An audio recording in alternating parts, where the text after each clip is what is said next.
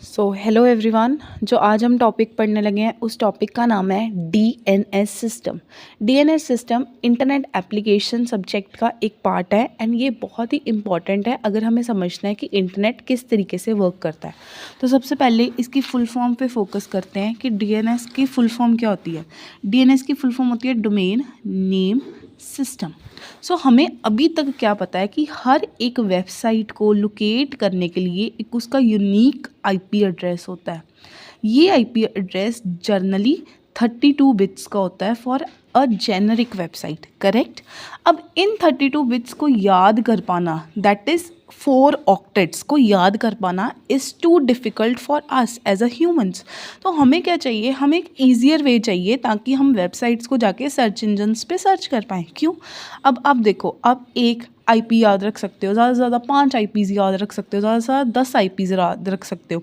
But आजकल तो हम इतने वेबसाइट्स एक्सेस करते हैं within a day that we can't remember IP for all those. इसीलिए हमारे पास आया एक सिस्टम जिसके अंदर हमें वेबसाइट के डोमेन नेम्स को याद करना पड़ता था। और इस सिस्टम का DNS system is basically a hierarchical tree structure. Tree structure कैसे? जैसे ट्री में सबसे पहले एक रूट होता है और रूट को आगे फर्दर डिवाइड किया जाता है इनटू पार्ट्स और लास्ट में वो लीफ में ख़त्म होता है, वैसे ही डीएनएस सिस्टम का सबसे ऊपर टॉप लेवल में आता है डॉट, जो कि इसकी रूट होती है।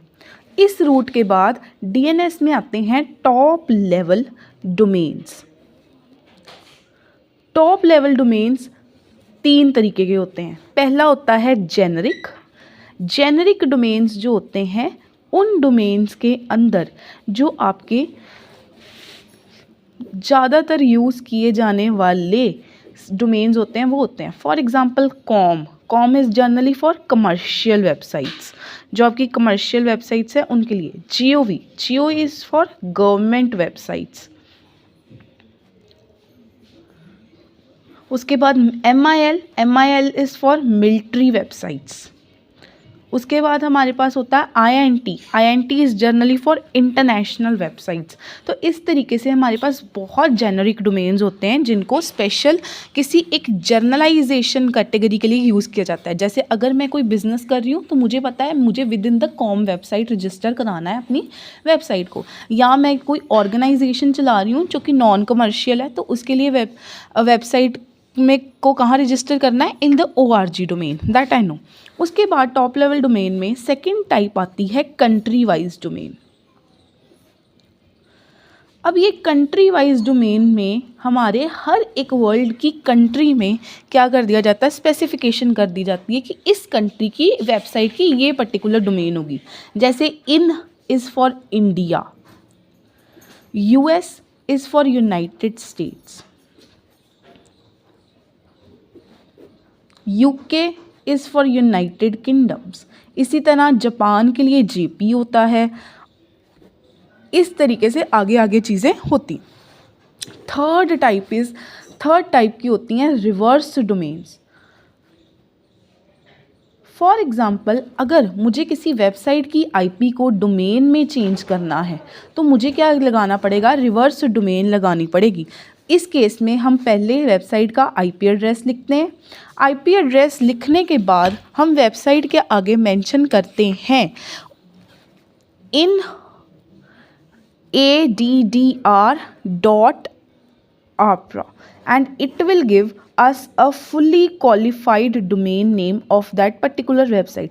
जनरली ये इतना यूज़ नहीं किया जाता, कुछ बुक्स में इतना भी लिखा होगा कि टॉप लेवल डोमेन के 2 ही टाइप्स हैं। अगर आप उतना भी पढ़ोगे तो that is correct, that is not wrong. तो ये हमारे 2 अभी तक ट्री में हमने 2 लेवल्स तक पहुँचे हैं हम। Level 1 is root, level 2 is top level domains. इसके आगे आप level 0, sorry this is 0 and this is 1, 0 से लेके लेवल 127 तक भी जा सकते हो in the tree domain. It means अगर मैं किसी वेबसाइट का नाम लिख रही हूँ on the search engine, it can go to from a dot to 127 characters in the DNS name. अब आगे और बात करते हैं, टॉप लेवल डोमेन्स के बाद आते हैं सेकंड लेवल डोमेन्स, तो अब उनकी बात करते हैं।